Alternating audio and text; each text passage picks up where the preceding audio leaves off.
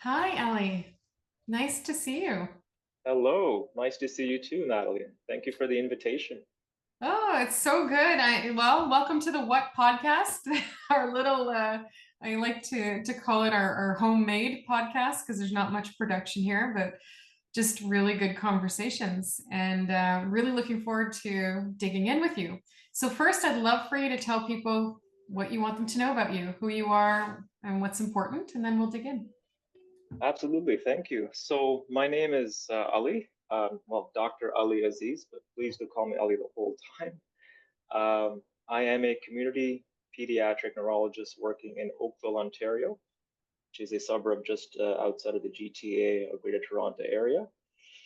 I've been doing this gig, my day job, for the last 8 years, helping children the ages of 0 to 18 years of age in all conditions that are related to pediatric neurology and their families, importantly, um, for the past 8 years.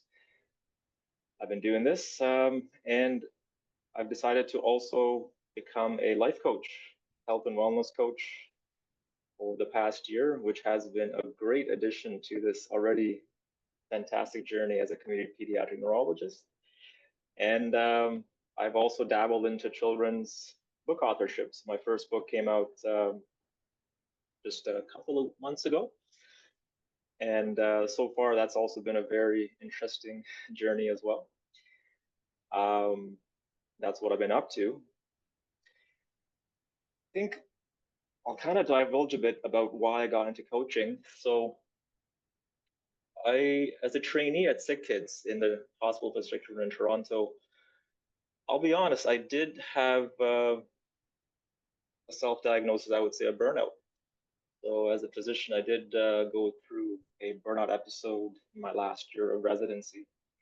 And certainly had all the features of that, physical symptoms. I wasn't in the right mindset cognitively going through residency and the demands placed upon myself. Um, but there was always that end on the horizon. So suppose I stuck through it. And now thinking back, if I had a coach during that time, how beneficial would that have been? Mm-hmm.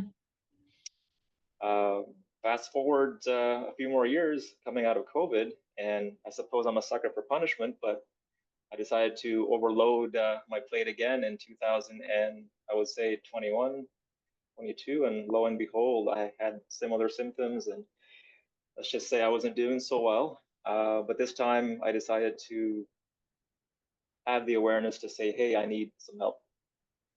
So I did get some of that help.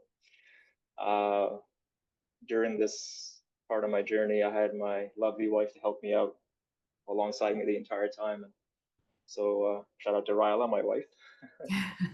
Uh, and now looking back at these two very good life learning lessons, and I've always been and always wanted to help and always been a mentor to trainees. I decided, hey, why don't I look into coaching as a means to help others who might be going through something similar?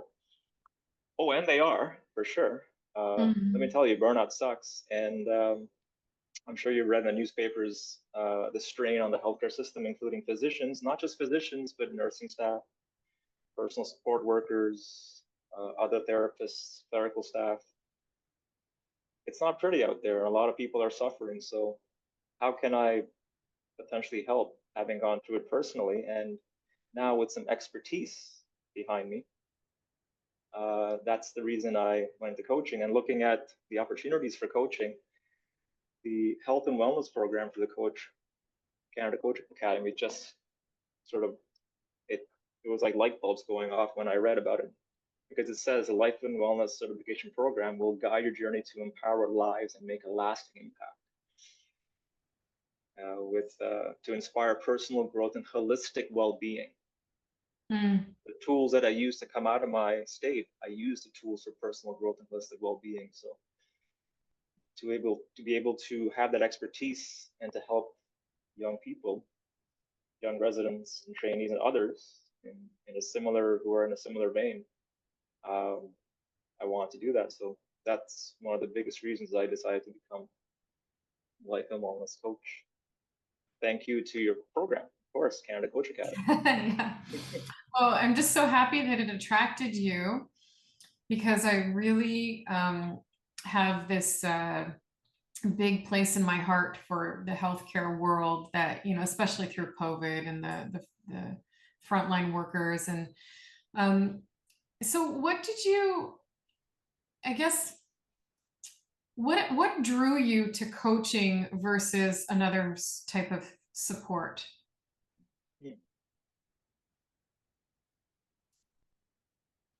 I think it's funny. I think the skills inherent in coaching, I feel I've always had those and I've always developed those over time, even as a young person up until today. And it was the difference or the different framework of coaching that was more appealing than simply being an instructor or mentor.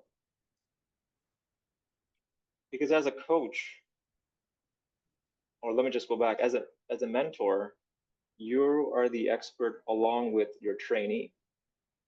And so you're simply guiding them with your insights. Whereas in coaching, you're simply present for whatever they bring up.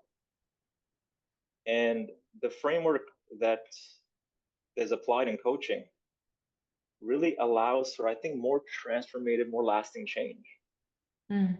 Because it is from within the person themselves. They are the expert. They're the ones coming up with the solutions. You're not giving them the solution. They are. And I think when someone has that insight and when the light bulbs go off inside them, that I think is a nidus for everlasting impact and change. Mm-hmm. And I think that's the core piece of coaching that I really appreciated, that I really enjoyed harnessing to be able to apply to whomever I would coach. Mm-hmm. Yeah.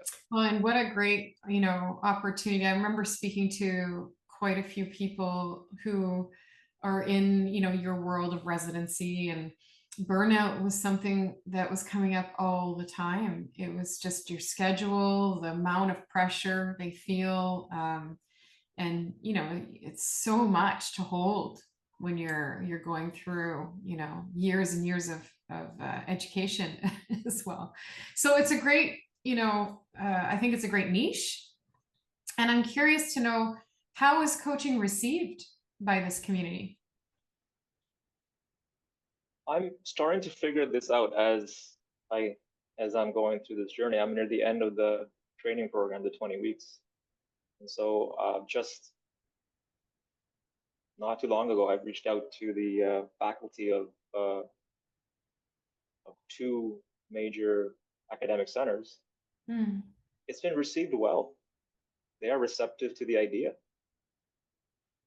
Um, and just in the last few days, I've composed how I'm going to reach out to all the trainees in those institutions to inform them that, hey, this is an opportunity for coaching or to be coached uh, by someone who's been through it. And I guess how I'm delivering it is that it's a place for the residents with confidentiality to open up with whatever they want, as opposed to being guided by how they should be doing their job or what they should be doing. Which is, Well, yeah, yeah.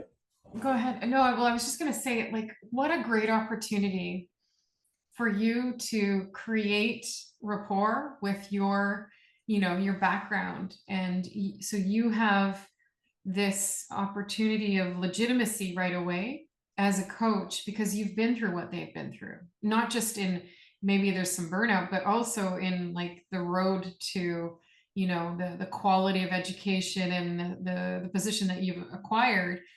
It's immediate rapport building, which I think is needed for this particular community to know that this is something that can really help. I guess I don't know if I'm explaining myself well, but I think that, like, you're a good model, in other words. No, I totally understand. Yeah. There are other coaches who are physicians out there. Not that I'm the first and only Yeah, one, but there are yeah, out there. But I think if there's a way to establish the coaching arm within the institution as an yeah. ongoing practice, that would be very helpful, I think. Yeah, yeah, I agree with you. I mean, we do have physicians in our programs. We have a lot of people from healthcare, different, different positions and different roles. And the common denominator is what you're noticing is this gap between the mental health care of the workers, of the practitioners, and the care that they provide. I guess in your role, you're so focused on giving care that I think it's easy to forget that the practitioner needs care as well. And I mean, like, I was just actually in one of my classes that I'm taking for my master's, we were talking about, it was grief. It was actually a course on grief. And we were talking about the transplant doctor who has this really incredibly difficult and unique position of taking life and giving life. Mm, And the trend, like, we just kind of say that, and then we're like, what kind of support does that person have to even hold that kind of, emotion and somewhat power? Like, it's a very, the healthcare world is full of examples of people who are in very difficult emotional positions. Who's mm, supporting them? mm. 100%. And these are very resilient individuals to begin with. Mm-hmm. Um, they've gone through medical school. That's not pretty. It's grueling. And it's meant to be. It's meant to be a gauntlet because you kind of have to go through it to become the physician you are. You have to go through that. But you're right. What supports are there when times are very tough? Because to me, it's the economics of supply and demand. I mean, there's such a huge demand on the physical body, the emotional state of the person, the lack of sleep, the putting all that together, and the demand outstrips how much a person can give, and eventually you get to chronic stress, chronic fatigue, and burnout. So, Mm. and certainly, don't get me wrong, there are incredible supports out there, and I think the government is doing their best to implement programs to fund and to provide support as much as possible, but there's still a gap. So definitely, and I think coaching may be a part of that solution. Mm. I'm really happy to hear that. I've often thought of creating a program that is, specific for that community of healthcare workers, because I really do see that gap. Like, my dream is that coaching could help, because it's not, so one of the things you've learned in your course is the difference between coaching and therapy and other helping professions. What can you say about that now? Like, what in your mind or in your view is the difference between coaching and therapy? I'm certainly there. If you draw a Venn diagram, I think there's a lot of overlap. That's for sure. But the biggest differences I would say is with therapy. Certainly, a lot of it is you're going back to maybe the past or the present and coming up with strategies for how to help an individual in that situation to disentangle their thoughts and behaviors to give them insight that they may not have thought of. But in coaching, you're giving space, and you're simply, as it's so well put by our facilitators, it's you're the container only, and you are simply holding up a mirror in that you're asking the right questions so that the individual themselves creates that insight, which I think is it's much more powerful and much more lasting than simply telling them. Not just that, but it's also forward looking. You're always starting a session and looking towards a goal, a set goal that you want to implement. So I think that's also a very unique and different facet of coaching that might not be seen readily in therapy. Mm. Now imagine having therapy and coaching together. How synergistic would that be for a person? Yeah, they often do work in parallel with each That's other. right. Hmm. Yeah, I mean, and I like to, I like to be sure that people know that coaching isn't evaluating, we're not assessing, we're not, prescribing, we're not doing the things that therapists have gone through years and years of schooling to be able to do. So it is a container. I love that metaphor for coaching, because it's a container that is hopefully safe for someone to just explore their own thinking, right? And the kind of thinking that maybe it's not safe to do in their relationships and in the world that they live in.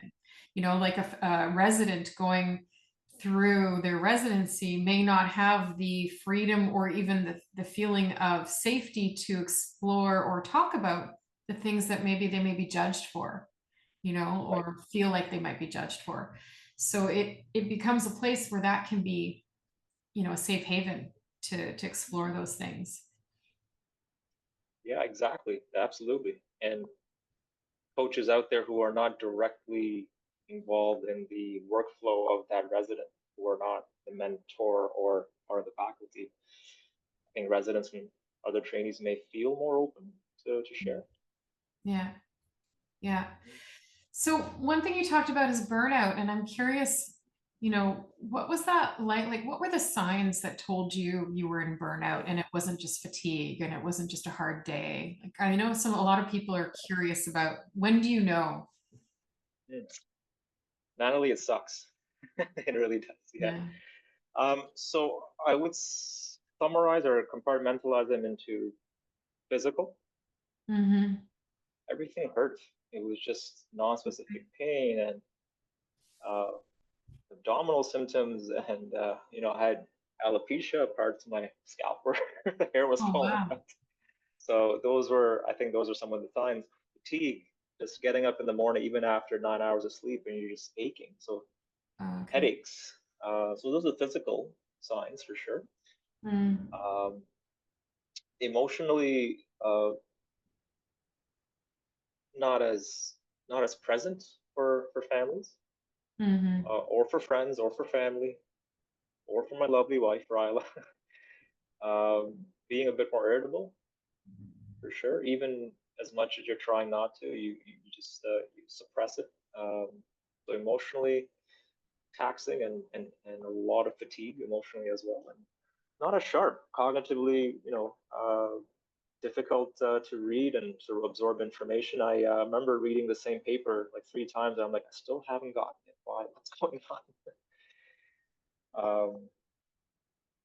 So those are the symptoms that crept up on me over time. And during residency, I just said to myself, look, just get through it. Get through it. You're doing this for your team, your wife, yourself. You've done all this training. Just get to the end of it, and I did. Mm-hmm. Really, I simply just tolerated it. Um, I mean, we can go into details. You do get hippocampal neuron death in burnout, so your memory does get affected because you're actually having neuronal death sometimes. So that's more the nerdy biochemical stuff and the neuro stuff. But those were the symptoms and signs of burnout, which were apparent to people who even pointed some things out to me, Mm-hmm. including family. So, um, and then the second time around, I mentioned that the similar sort of trend was occurring post COVID, because I just decided to do more work and more work and more work, and certainly my own container was full. I couldn't do more, and I had very similar signs. But the second time around, I suppose I learned to become more aware of it, and with the help of individuals, act on it. Mm-hmm. And I hope to be in a position now to help others realize that, should they be going through it, and to help as a coach, as a mentor, whatever it may be. Well, thanks for sharing that. I mean, I can see it's hard. It really must be hard. And so, what would you tell somebody who maybe is in that state, close to burnout, or maybe in it? What's important for them to know? That there is help for sure. Um, that it may just start with a conversation as asking how is it going and Mm, how are you doing. I think it depends on the dynamic and the relationship, but you could even prompt by saying, I'm noticing this. How is and giving them the space to open up, and if there's a thread to pull on, you with the right approach, you can pull on that thread with them and see if they would benefit from seeking any kind of support. So I would say building awareness is one, and then building awareness on what to look for, as you mentioned, the signs and symptoms, as you rightly asked, and also building awareness as to what supports are out there. I think having that arm in an academic center where and other centers where burnout happens in the healthcare profession quite often, having that institutionalized somehow might mhm, be very beneficial mhm, because then trainees would know that yes, they have a mentor, and most trainees are paired up with mentors for their academic and career progression and growth, but they know that they have another individual who will help them during very stressful chronic fatigue, stressful burnout times, and having that in place, I think would benefit. So mhm. that's the other Yeah. piece. And I think also just the neutrality of a third party coach, like you're saying, it's not a mentor, it's not somebody involved in the residency, it's not somebody maybe involved in a person's professional life, but yet embedded in it so that it's easily accessible, yet can stay as its own sort of entity. Because one of the most important things about coaching is that confidentiality and the safety of Yes. the space to just really talk without feeling like there's an implication to what you're saying, right? There's no ripple effect of consequences or something for being super honest. So I think that belongs in every corporate structure, to be honest. Like I really feel there's um, an opportunity to give, it's the next step in healthcare, mental health care for people. People are corporations, right? Everybody comes with their own stuff to hold. And yeah, I think that's the next level of a culture where we take care of people in corporate structures. But yeah, And maybe just to add to that, it may not be that whatever's brought up in sessions is related to the medical medicine residency aspect. We all have our personal lives, which sometimes we put aside during residency or don't cultivate, take care of. yeah, yeah. And the idea, what I also very much appreciate about the coach mindset is it's a whole person approach, right? We're not Holistic. saying we're going to coach the professional in you. It's like we're Right. whole people. We bring ourselves to every situation and discussion. Um, and I really love that about coaching because it's an important distinction, like what you're saying. When you are neglecting your family, I'm not saying that's what you did, but like if somebody were to be neglecting their family to work, overtime and then a huge amount of hours, that has an impact both at home and in the workplace, right? Right. So helping people to like work through that is a great opportunity. And so this brings me to your book. So how did this come about? What was the Oh, thanks. inspiration? Thank you. Yeah. I've always enjoyed writing. I'll be honest. I think it was one of my, uh, that was a bit of passion. I think I'm a decent writer. Hmm. And so it came about, or the genesis of it was, the trend that I've noticed in children because I work with young people. I work Hmm. with a lot of young people and their families in my day-to-day job, and it's not. it's not hidden in the media that there's a massive increase in mental health issues in young people. And I would invite people to read the work of Jonathan Haidt, The Anxious Generation. It's a fantastic book that really Yes. outlines. It's a really good insight into what well, he talks a lot about what social media is doing to young minds. And I think you're seeing the effect of it. You're seeing legislature in the states are suing the big TikTok companies because of what they've done to young minds. And certainly we can go into the neurology later. But so as part of that, I was noticing there's a trend of kids, they need free play really to grow. The best development happens during those activities that utilize free play, letting kids be kids. And not that I'm saying that organized sports, organized activities is incorrect or wrong, but there is an element of free play that I think really optimizes development in young people. And I wonder how much of that is now lacking in the day-to-day activities of young kids. Because a lot of them are good for them. They're in sports, they're in hobbies and interests, but they're also on their devices like hours at a time, which is interrupting their sleep and interrupting their development. And we're seeing the effects of it, I think, in the mental health. So to me, that I think is a big contributor to what we're seeing in the young adolescents, high school, university. And I guess coming back to how I came up with the book was it was just a situation where even young kids playing sports, it's the external expectations that I think is put on them. They have to, win all the time, or they have to achieve and achieve. And not to say that all parents do this, but some parents maybe are putting too much of that external expectation on, forgetting that it's the internal sort of play that really helps kids develop as opposed to those external expectations. So the book that I wrote, it's a children's book. It's a picture book. It's for the youngest readers. It's called Jay Loves Baseball. It's about a young guy who wants to be like his dad and become a professional baseball player, and he gets his chance, so he makes it to the big leagues. But when the big times roll, he doesn't achieve, and then his father guides him as to what is needed and what's the most important aspect of play that shouldn't be neglected in life. And so I won't give it up, give it away, but when he does that, that's when success happens.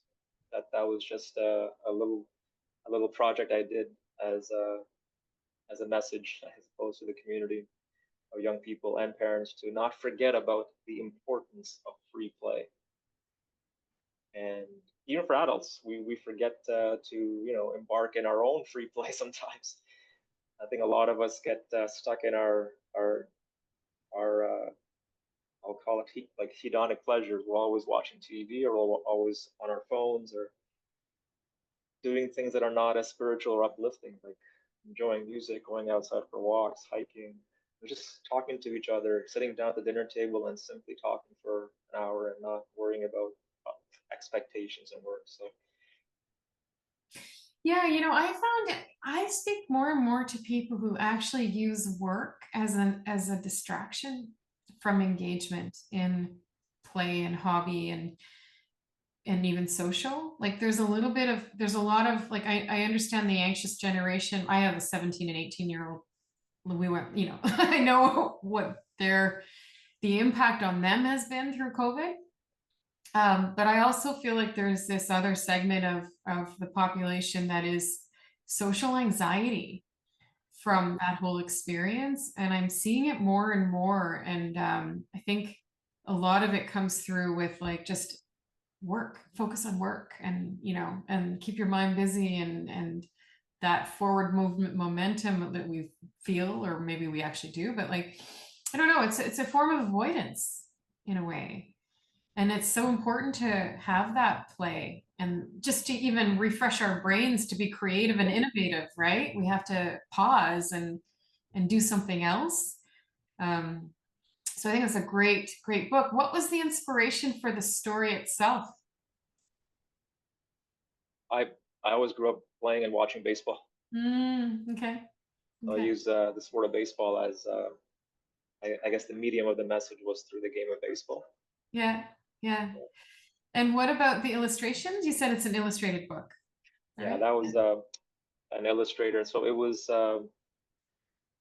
produced and published with through the Friesen Press, and they were helpful in providing names of illustrators. So it was a nice Okay. little side project. It was also Yeah. good for me because I learned the publishing process for a children's Yeah. book as well. So Yeah. it was fun. At the end of the day, it was fun for me too, which I also enjoyed. Yeah. It sounds like a really nice project. And you get to use your, your knowledge and your expertise. So tell me, what was the most surprising thing for you in this whole coaching certification process, if any? How much I had to unlearn, I think.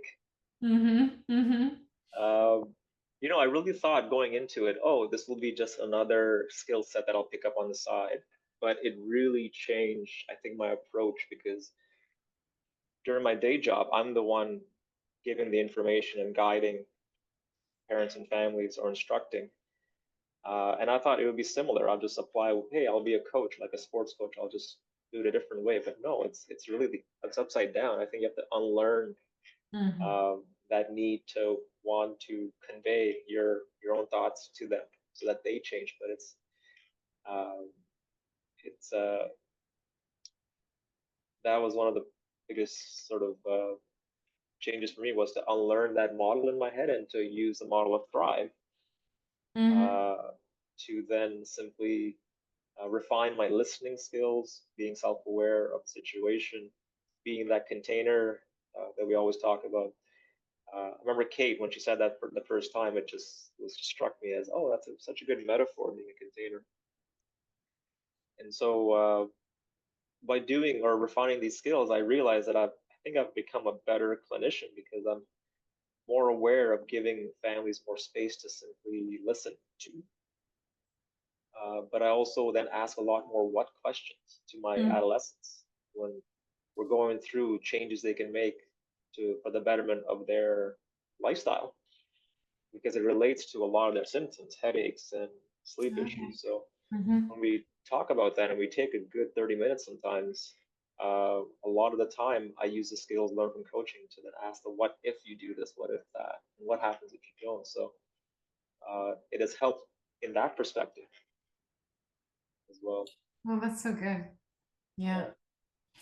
Yeah. Yeah. I mean, I could talk a long time about that. Just the power of the what question. When we think it's kind of, oh yeah, it's like it's what's the word? It is a 2 millimeter shift, right? Mm, It's this opportunity to witness the power of literally a 2 millimeter shift, like going from a why or a closed-ended question to a what question. It's profound in so many ways, at least what I've experienced as a coach and learning it for myself, even in self-reflection, right? When I'm asking mm, myself, why did I do that? I'm like, I'm almost sabotaging my growth, right? Because I'm right. stuck in the past and I'm justifying and I'm looking at Mm, all the reasons why. But turning that into a what question and self reflection is really about that forward focus, right? What now? What did I learn? What will I do mm, differently? What now? Right? So for me, yeah, I mean, I obviously this is my passion, but I'm really happy that you gravitated towards this approach because I think that you can have such a huge ripple effect in your world with this that it makes me very well, it makes me very happy and privileged to say that you came to Coach Academy and really hope that you enjoy this new kind of avenue and like opening that up to so many people like the residents that I mean I'm sure that there's just a great amount of opportunity there. So what did you take away in terms of like your greatest sort of opportunity, or maybe it's a learning piece? What are you walking away from this program with?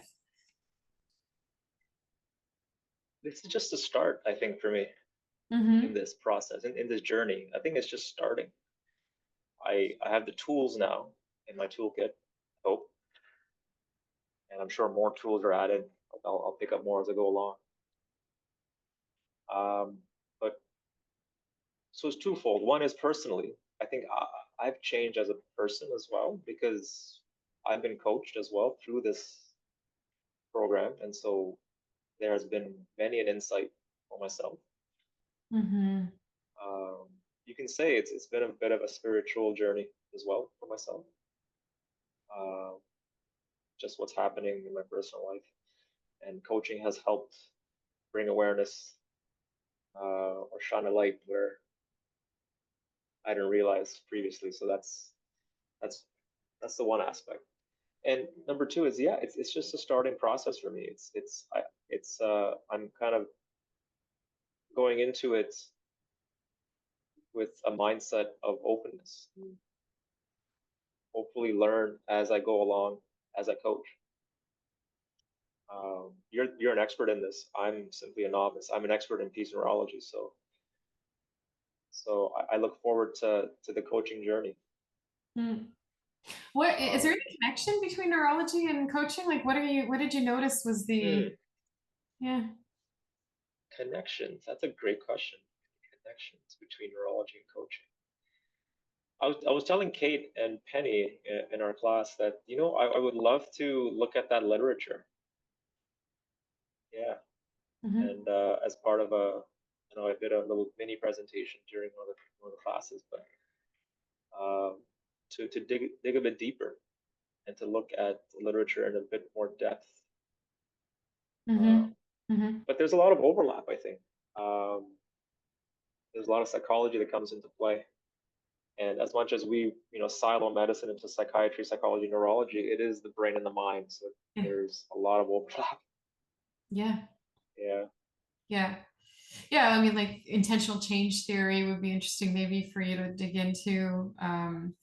And yeah, like motivation theory, goal theory, it's all, like you said, the mind, um, power of the Internal mind. family systems you can go into as well. Oh, yeah. Yeah. I Yeah. love IFS. There's so much that I think that we could talk about, but obviously we don't have that much time. Is there anything else that stands out for you in terms of like coaching and what's next for you? Actually, I have a question since I have Mhm. you Yeah. one on one. The Thrive model, how did that come about? I'm just curious. um, every year I spend about I don't know, a few days of the end of the year where reflect on what was. I do kind of a 10 times mindset, which is like what worked, what didn't work, what am I going to do Hmm. differently the next year, and I choose a word to kind of inspire my journey through the next year. And in 2019, my word was thrive. So that was the word I used to kind of um, inspire what it is that I wanted to focus on, my attention, where my attention to go. I wanted to thrive. And then at the end of 2019, just kept getting these like when it's the RAS, right? The reticular activating system kind of was Hmm. kept bringing up wellness. We were always in the executive professional space, and we thought, well, what about the wellness space and coaching? And that became a passion project of mine, bringing coaching into that wellness space. And so when I was ready to launch at the end of 2020, my word was thrive. And I thought, well, how can I make this the inspiration for the model of that? Because the model itself is a metaphor for the core competencies, right? So if we can make it work, we make it work. But really what's important is that the model is a parachute around the competencies, right? That you're constantly moving through the arc of that conversation. And so yeah, I made Thrive fit. Got it. No, Yeah. And it would fit it's for the wellness, theme, right? right. That's right. Yeah. Yeah. It's so cool how you took a personal a word that was important to you, and now it's a framework for coaching that a lot of us use, which is really cool. Yeah. I mean, Yeah. like in my work with leaders in corporate, the framework is partner. And Okay. in the leadership space, when we're teaching, we're doing like performance coaching, it's perform. So picking a model that speaks to the people using it is really what Yeah, we want to do. But essentially, they all represent the same core competencies in different ways, in different contexts. for sure. Yeah. Very cool. Yeah. Thanks for Thanks for sharing the that. question. No, thanks for sharing. Now Yeah. I know where it came from, the genesis of it. Okay. Yeah. Yeah. Yeah. And so you called yourself at the beginning, I noticed you said community Mhm. neurologist. What's the distinction for community? Yeah, no, thank you for that. Yeah, so community neurologist, I suppose I'm not directly situated in an academic center. Okay. Oh, And okay. so I don't have an academic physician. Um, meaning that I don't have certain commitments to Sick Kids or McMaster or any of the other large tertiary care centers, which gives me a lot of leeway to do what I Mm-hmm. want to do as well. Uh, so there's pluses and minuses to that. So I serve in an outpatient practice, physically in an outpatient setting, um, around Oakville and Mississauga area, Okay. which is great. Yes. Which is great. I get to follow families for I followed families for years. So Right. for a few of them, I've become a part of their circle, their social circle.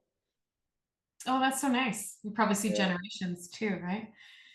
Mhm. at times, yeah. See a lot of siblings, born at one Yeah. day of age to come in. I've seen them grow up in front of me for the last 8 years. Oh, right. Well, Some of them go pediatrics. off So, to university. That's right. yeah. Yeah, some of them go off to university, and we get some messages of how well they're doing. It's good to see that. Good to Mm-hmm. be part of that, helping that part of development and growth in young people. So it is rewarding in that aspect. Well, I mean, and it's such an important, age group to support and nurture, right? These are the leaders of tomorrow, the people of the next generation. So I'm just love that you can bring coaching to that age group. And what I actually really love is when I see young people come to our program, like our youngest is 17, who's Mm, enrolled in the life and wellness program. And I just think that it's so great to see people that young wanting to adopt this kind of mindset. mm, mm, Yeah, because it can, I mean, I know for myself, like I was introduced to coaching when I was 23, super young. When you think about it, it was my first corporate job and they put me into a coaching program. And it was like the Strategic Coach company in Toronto, which is a very established and well-known brand. And it was like good fortune, because it shaped the way that I saw everything going forward, mm. my mindset. So I see the power, and maybe there's a coaching leadership program for youth in our future. Interesting. Yeah. Yeah. But I think, do you think the a coach? I think there has to be like a person has to almost gravitate towards it as well, or Oh yeah, they have to choose it, I think. Well, in fact, things. okay. I was being coached though in this Okay. program. So that was the difference. Like I think if you're going to become a coach, absolutely you need to choose it. It doesn't necessarily, you don't get put into this. I see the difference. In fact, we sometimes have some corporate clients who put people into like a coaching leadership program, and the difference between them and people who come in on their own to do the work, you can see the engagement is different, the investment is different, personal investment of time and energy and Yes. thought is different. So I think it's important to choose it. um, yeah, yeah. Also, it was interesting and I can only speak for my class, but a lot of us, have our own, I think, story of what Mhm. led them to coaching. We all have like a transformation story. Oh, yeah. Oh my gosh. Yeah. It's a really privileged place to sit, to be able to witness people's journeys through this program, and even to hear the stories, like you say, of when they come in, what brought them. Many people come to become a coach because they were coached. and they had a very transformative experience with their coach, and now they want to do that for others. And then some, like you say, have really difficult journeys of resilience and overcoming, and they want to share their experiences with others, or at least empower others to say, you can do it too. If I did it, you can do it, and here's how. So coaching people just from that framework and that mindset. And then there's the people who are just want to pay it forward. They've had good fortune in their lives and great mentors in their lives, and they want to be able to pay that forward. So it's just a really beautiful community. And I think that's why I kind of zeroed in on the word community, because I'm so passionate about building community around this practice. And I also believe it's part of what's needed to continue and be connected and stay connected to the competencies of coaching and the practice of, the strategies, which are easy to move away from, as you said yourself. The unlearning, that reflex can take over, that advice monster, and that the tendency to want to fix or save people can take over if we don't stay connected to those core competencies. Especially since that's the model I've been taught in for the last 13, 14 years. Yeah. I really enjoyed. I love the word community. I think it's so important, because the last few years I feel like we're breaking away from that as a group of people. I think COVID drove a wedge in that even more, I think, for some, but it's unfortunate.